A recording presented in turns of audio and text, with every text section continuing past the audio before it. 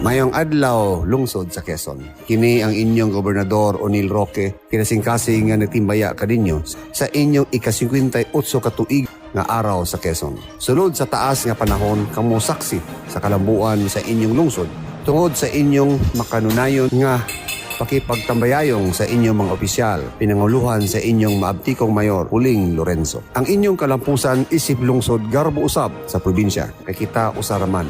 Ang kagamhanang probinsyal kanunay gayud nga nagsuporta kaninyo, magtinabangay kitang tanan alang sa atong kalambuan. Subli, malipayong pagsaulog sa ika-58 katuig sa araw ng Quezon. Gikan sa inyong gobernador, Onil Roque. Daghang salamat.